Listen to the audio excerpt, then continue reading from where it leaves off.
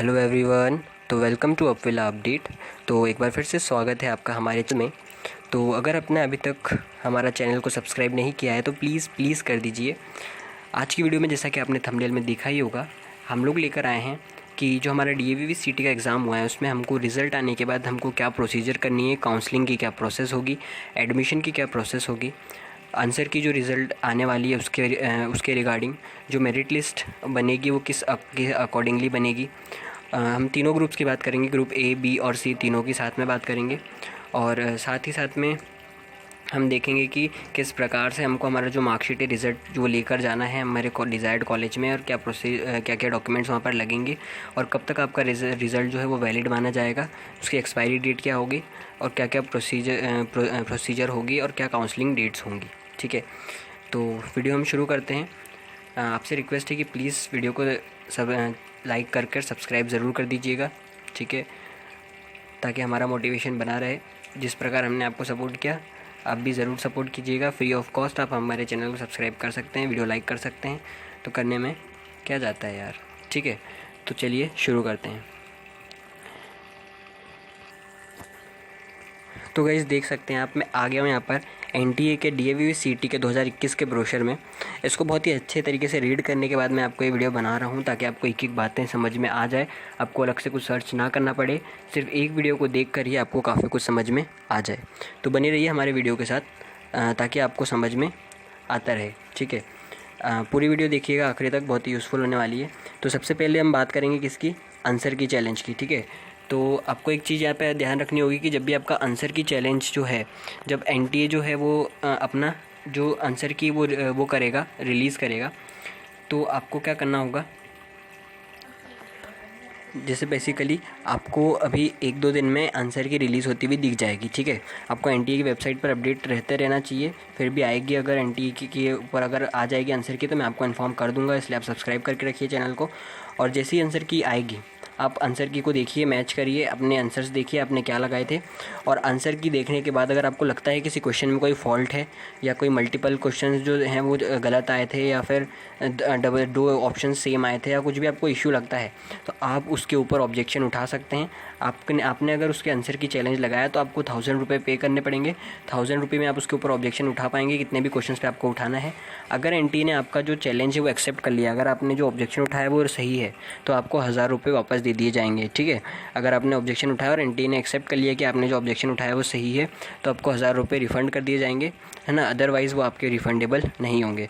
तो अगर आप एकदम श्योर हो कि आपको लग रहा है कि कुछ गलत है तो ही आप उसके ऊपर ऑब्जेक्शन उठाने का सोचिएगा। ठीक है, पहले तो यहाँ पर कहा गया था कि 3 to 4 सितंबर तक हो जाएगा ये सब, रिज़ल्ट के पहले आप कर सकते हो। बट जैसा कि आपको पता है कि राउंड 2 में DAVV भी करवाई गई थी, तो अभी थोड़ा सा उसके कारण अब कुछ दिन डिले हो सकता है। तो आप बस वेट कर सकते हैं कि कब वो अपने जो आंसर की है वो रिलीज़ करे। ठीक है, मोस्ट प्रोबेबली 1-2 दिन में आ जानी चाहिए, हो सकता है आज भी आ जाए, हो सकता है कल भी आ जाए। ठीक है, तो आप अपनी नज़र बनाइए रखिएगा ऑफिशियल साइट पर। ठीक है, और रिज़ल्ट के रिगार्डिंग भी जल्द से जल्द नोटिफिकेशन आने वाला है, वो भी मैं आपको सबसे पहले देता रहूँगा।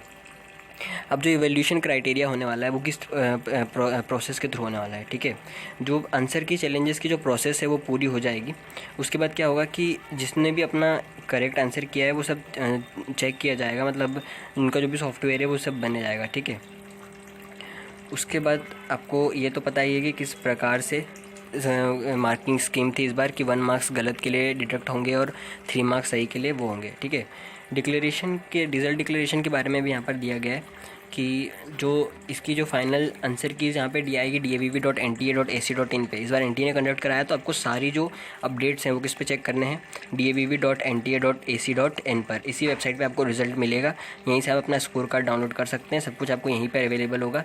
ठीक है, तो आप किसी और वेबसाइट पर मत जाइएगा, डायरेक्टली यहीं से जाइएगा।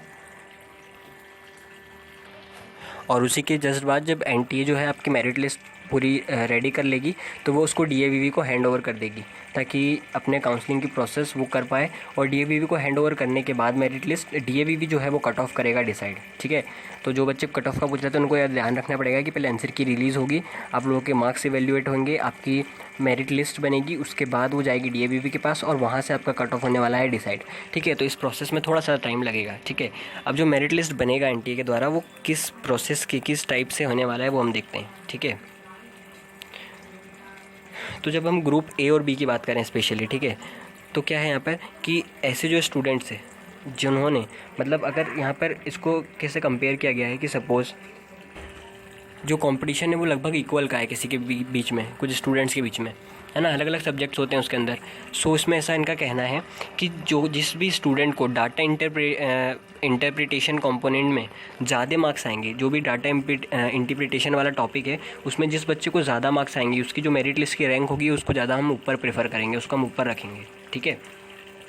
अगर ऐसा होता है कि किसी स्टूडेंट ने डाटा इंटरप्रिटेशन, है ना, में इक्वल किसी दो स्टूडेंट ने इक्वल मार्क्स अगर गेन किए हैं, ठीक है, कोई दो स्टूडेंट है जिन्होंने डाटा इंटरप्रिटेशन में इक्वल मार्क्स किए हैं, ठीक है, तो क्या होगा, तो उस केस में जो क्वांटिटेटिव एबिलिटी है उसको देखा जाएगा, ठीक है। सपोज़ कोई दो स्टूडेंट है, उन दोनों के जो डाटा इंटरप्रिटेशन में है सेम मार्क्स आए, तो उस केस में क्या होगा कि उस केस में उस बच्चे को ऊपर माना जाएगा जिसके क्वांटिटेटिव एबिलिटी कंपोनेंट में ज़्यादा मार्क्स आए, ठीक है। अगर ऐसा होता है कि भाई दोनों में ही टाई हो जाता है, मतलब क्वांटिटेटिव एप्टीट्यूड, भाई इतने सारे बच्चे हैं तो हो सकता है इसके चांसेस हैं कि भाई दो बच्चों को एकदम सेम नंबर आ गए क्वांटिटेटिव एप्टीट्यूड और डाटा इंटरप्रिटेशन में भी, ठीक है। तो उस वक्त उस केस में क्या होगा कि जो इसकी मेरिट लिस्ट ऊपर होगी वो उसकी होगी जिसकी एज ज़्यादा है। एज ज़्यादा का सेंस ये है कि कुछ बच्चे ऐसे होते हैं जो ड्रॉपर्स होते हैं, जिन्होंने ड्रॉप लिया होता है अपनी सीईटी देने के लिए, ठीक है। तो जिन बच्चों ने ड्रॉप लिया है उनको ज़्यादा प्रेफर किया जाएगा क्योंकि उन्होंने अपना एक साल उन पर इन्वेस्ट किया है, तो उसका उनको थोड़ा सा प्रॉफिट होगा कि अगर कोई दो बच्चों के नंबर अगर सेम आते हैं लगभग इतने हज़ार बच्चों में, तो जो उसमें भी जो ज़्यादा एज वाला बच्चा है जिसकी एज ज़्यादा है उसको थोड़ा सा ऊपर प्रॉफिट मिलेगा, ठीक है, उसको थोड़ा ज़्यादा प्रेफर किया जाएगा। अगर हम ग्रुप सी की बात करें, ठीक है, अगर हम ग्रुप सी की बात करें तो यहाँ पर बात करें तो यहाँ पे जो केमिस्ट्री कंपोनेंट है उन लोगों को ज़्यादा प्रेफर किया जाएगा, उन लोग को मेरिट लिस्ट ज़्यादा होगी, ठीक है। अगर केमिस्ट्री के बाद अगर हम बात करें तो अगर केमिस्ट्री में कोई दो बच्चों की इक्वल हो जाते हैं तो उसके बाद हम फिज़िक्स को देखेंगे, फिज़िक्स का एवोल्यूशन किया जाएगा, ठीक है। और अगर ये दोनों हो जाता है तो इस यहाँ पर भी एज का वो होगा, ये एज किसकी ज़्यादा है उसको ऊपर प्रेफर किया जाएगा, ठीक है। तो इन दोनों में आप देख सकते हैं डाटा इंटरप्रिटेशन यहाँ पर इंपॉर्टेंट था और ग्रुप सी में इंपॉर्टेंट था हमारा केमिस्ट्री, ठीक है। ये सब मेरिट लिस्ट के लिए हो रहा है, ठीक है। अगर आप चाहते हैं कि आपका रिज़ल्ट रीचेकिंग हो तो ऐसा कोई इवोल्यूशन नहीं बना गया है, ठीक है, इवैल्यूएशन ऐसा कोई नहीं है। आपको जो रिज़ल्ट आएगा वो आपको एक्सेप्ट करना पड़ेगा। आप कर सकते हो ऑब्जेक्शन तो सिर्फ आंसर की पे, उसके अलावा आप किसी पे भी ऑब्जेक्शन नहीं कर सकते हो। तो आप सोच समझ के अपना रिज़ल्ट देखिएगा, ठीक है, उसके अलावा आप ऑब्जेक्शन नहीं उठा सकते हो। अगर आपको उठाना है, अगर आप बहुत स्ट्रांगली एग्री करते हो तो आप आंसर की ज़रूर देखिएगा और उसी पर ऑब्जेक्शन उठाइएगा, क्योंकि रीचेकिंग नहीं होगी। भले आप कितने भी कॉन्फिडेंट हो, आपका पेपर कितना भी अच्छा गया हो, अगर मार्क्स कम आए तो आप उसके ऊपर कोई ऑब्जेक्शन नहीं उठा सकते, ठीक है। उसके बाद हम वैलिडिटी देखेंगे रिज़ल्ट की। तो वैलिडिटी रिज़ल्ट की जानना बहुत ज़रूरी है। तो जो वैलिडिटी रहेगी जैसे ही आपका रिज़ल्ट आएगा, ठीक है, वो जो DAVCT का रिज़ल्ट होगा वो सिर्फ होगा इसी सेशन के लिए। आप ऐसा मत सोचिएगा जैसे JEE में होता है कि इस साल आपने JEE की एग्ज़ाम दी तो अगले साल तक या 2 साल तक वो वैलिड होती है। बट यहाँ पर ये जो आज इस साल का जो DAVCT का फॉर्म आएगा वो इसी साल तक वैलिड होगा, अगले साल वैलिड नहीं होगा। JEE के केस में क्या होता है, JEE मेंस इन सब में ऐसा होता है कि आपने अगर इस साल JEE दी है तो वो अगले साल भी वैलिड होगी आपको अगर फॉर्म भरना हुआ तो, ठीक है, जिसमें आपको सबसे अच्छे मार्क्स आएंगे वो वाली मानी जाएगी। पर DAVCT के केस में ऐसा नहीं होगा, इसकी वैलिडिटी एक ही सेशन के लिए होगी, ठीक है। और इसके बाद यहाँ पर जो सेकंड पॉइंट है वो ये बताया गया है कि जो इसकी जो मेरिट लिस्ट है वो NTA का बनाने वाली है, ना कि DAVB। तो आप इसके ऊपर ऑब्जेक्शन अलग से नहीं उठा सकते क्योंकि ये NTA बनाएगी, ठीक है, NTA बनाकर इसको प्रोवाइड करेगी किसको, DAVB को, क्योंकि आपको पता है इस बार जो कंडक्टिंग बॉडी थी वो थी हमारी NTA। उसके बाद यहाँ पर आपको इन्फॉर्मेशन दी गई, आपको जो क्वेरीज़ या कुछ भी होगा तो आपको आपके ऑफिशियल वेबसाइट पर जाकर वहाँ पर आपको मेल मिल जाएगा। आप वहीं से इसके ऊपर ऑब्जेक्शन उठाइएगा। आपको जो भी मेल करना है, क्वेरीज़ देनी है, आप वहीं से दीजिएगा, ठीक है, इधर उधर के वेबसाइट पे आप मत जाइएगा, ठीक है। उसके बाद हम देखें तो कॉमन सर्विस सेंटर्स या फैसिलिटेशन सेंटर्स के बारे में दिया है, जो कि मुझे नहीं लगता अभी आपके लिए इम्पोर्टेंट है इससे रिलेटेड। सो हम इसको अभी स्किप करते हैं, ठीक है। वीडिंग आउट रूल्स जो है वो आपके लिए थोड़ा सा इंपॉर्टेंट है। यहाँ पर आप देख सकते हैं क्या लिखा है, the record of common entrance test of DAVCT would be preserved up to 90 days from the date of declaration of result, ठीक है। सपोज़ आपका जो रिजल्ट है वो डिक्लेयर होता है 10 सितंबर को, ठीक है। तो 10 सितंबर से अगले 90 दिन यानी 2 महीने आपको जो रिजल्ट है वो वैलिड हो पाएगा। मतलब उसके बाद आप उसको वैलिड नहीं मान पाओगे, जो प्रिजर्व मतलब आपको बचा के एटलीस्ट रखना है उसको 90 डेज़ तक, ठीक है।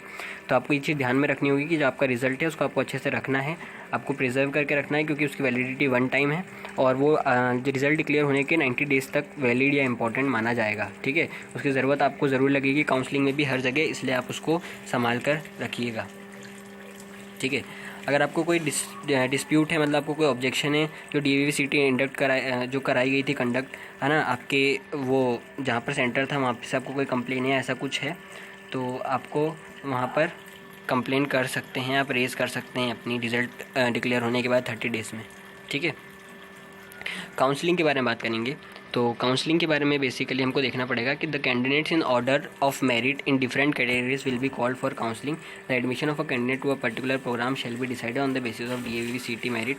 तो इसमें बेसिकली ये कह रहा है कि जो काउंसलिंग की आपकी प्रोसेस होगी वो अगर आप किसी कॉलेज के एलिजिबल हो तो आपको सामने से इन्फॉर्म ज़रूर करेंगे वो लोग, आपको बुलाया जाएगा काउंसलिंग के लिए, आपको डेट बता दी जाएगी काउंसलिंग अब स्टार्ट हो रही है, और अगर नहीं भी बताई गई है तो आपको कट ऑफ पता चल जाएगा, उस हिसाब से आप उस कॉलेज में मतलब इन्फॉर्मेशन ले सकते हो कॉल करके।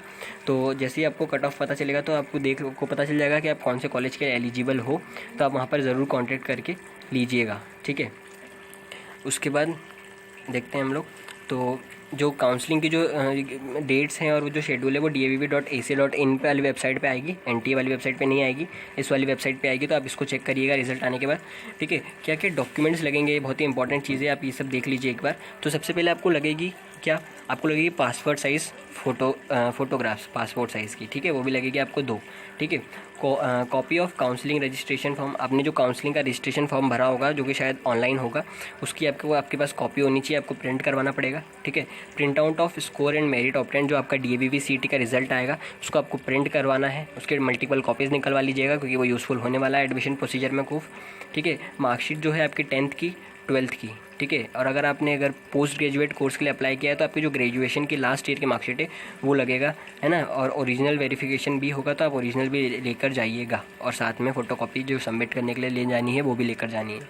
ठीक है, उसके बाद क्या है, आपके साथ आपकी TC होनी चाहिए, जिस स्कूल से आप पास आउट हुए हैं TC।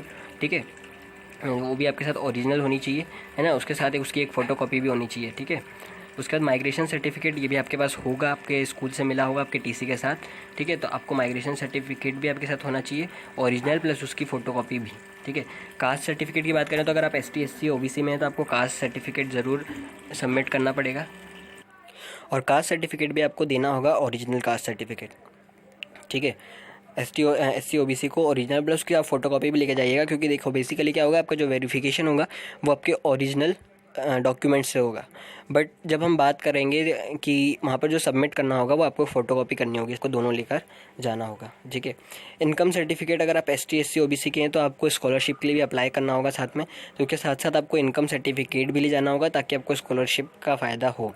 ठीक है, और उसके साथ साथ उसकी फ़ोटोकॉपी। और आपको एक बात और याद रखनी है कि आपको यहाँ अपने साथ साथ MP का डोमिसाइल भी लेकर जाना है, डोमिसाइल इन द सेंस मूल निवास पत्र। ठीक है, तो आपको अपना मूल निवास पत्र भी लेकर जाना है कि आप मध्य प्रदेश के हैं। ठीक है, तो आप ये ज़रूर बनवा लीजिएगा अगर आपके पास नहीं है तो, क्योंकि जो MP के जो मूल निवासी हैं, जो डोमिसाइल हैं, उन लोगों को ज़्यादा प्रेफरेंस दी जाएगी एडमिशन में, आपको पता ही होगा। ठीक है, तो उस हिसाब से आपको ये सब लेकर जाना पड़ेगा। ठीक है, MP डोमिसाइल सर्टिफिकेट, देखिए आ गया 9th पॉइंट, आपको MP डोमिसाइल सर्टिफिकेट होना चाहिए ओरिजिनल वेरिफिकेशन के लिए, और एक फ़ोटोकॉपी वहाँ पर सबमिट करने के लिए। अगर आप EWS सर्टिफिकेट है आपके पास, मतलब इकोनॉमिकल वीकर सेक्शन से आप आते हैं, आपके पास उसका सर्टिफिकेट है, यानी आपके घर की जो आय है, आपकी जो सैलरी है बहुत कम है, तो आप वहाँ से भी आपको स्कॉलरशिप का फ़ायदा हो सकता है। तो ये MP डोमिसाइल लोगों के लिए है, आप इसको लेके ज़रूर जाइएगा, इससे आपको काफ़ी फ़ायदा होगा। अगर आप PWD से बिलोंग करते हैं तो आप PWD सर्टिफिकेट भी ज़रूर लेकर जाइएगा। ठीक है, फिर अगर आप जम्मू कश्मीर माइग्रेंट हैं तो आपको वो भी ओरिजिनल वेरिफिकेशन के लिए ले जाना पड़ेगा, और साथ में उसकी एक फ़ोटोकॉपी। ठीक है, और affidavit for gap and studies. ठीक है, अगर ये भी आपके पास हो डॉक्यूमेंट, अगर आप एप्लीकेबल होता हो आपके लिए, आपके पास हो तो आपको ये भी लेकर जाना होगा। ठीक है, तो बेसिकली यही डॉक्यूमेंट्स है जो आपको लेकर जाने पड़ेंगे। आपको अगर स्क्रीनशॉट लेना है तो आप इसका स्क्रीनशॉट ले लीजिए एक बार। ठीक है, आप पॉज करके स्क्रीनशॉट ले लीजिएगा इसका। ठीक है, उसके बाद यहाँ पर आपको थोड़ी सी इन्फॉर्मेशन दी है कि आपका जो डॉक्यूमेंट्स आपको सबमिट करना है वो आपको काउंसलिंग की जो डेट दी जाएगी आपके रिज़ल्ट के साथ। सपोज़ अगर आपको 30 सितंबर का कहा गया है तो आपको उस वक्त ही सबमिट करना पड़ेगा। उसके बाद अगर आपको आप उसको सबमिट करते हैं और आपके भले परसेंटेज बहुत अच्छे आए हैं पर वो मान्यता उसकी नहीं होगी, ठीक है। तो आपको टाइम पर उसको सारे डॉक्यूमेंट जो है वो सबमिट करना होगा, ठीक है।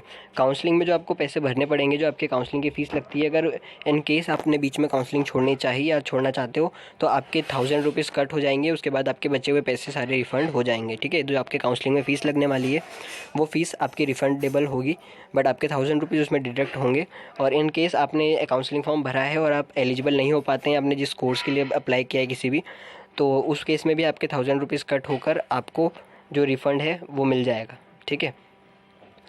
और उसके बाद अगर आपके जो अपने डॉक्यूमेंट पूरे नहीं भरे हैं या ऐसा कुछ हुआ है और आपने काउंसलिंग के लिए अप्लाई कर दिया था, तो उस केस में भी आपके 1000 रुपीज़ कट करके आपके जो वो है वो रिफ़ंड हो जाएगा, ठीक है। सो बेसिकली यही थे कुछ इंपॉर्टेंट पॉइंट जो आपको मेनली जानने थे। सो आज की वीडियो के लिए बस इतना ही। बने रहिएगा हमारे साथ, आंसर की आने पर हम आपको इन्फॉर्म करेंगे। रिज़ल्ट आने की डेट भी बहुत जल्द डिक्लेयर होने वाली है, तो उसके बारे में भी आपको बताएंगे। सो जुड़े रहिएगा हमारे साथ, सब्सक्राइब कर दीजिए चैनल को, लाइक कर दीजिए वीडियो को। अगर आपको कोई नीड है तो कमेंट करिए, वीडियो के नीचे मैं ज़रूर रिप्लाई दूँगा। और बने रहिए हमारे साथ, मिलते हैं अगली वीडियो में। धन्यवाद।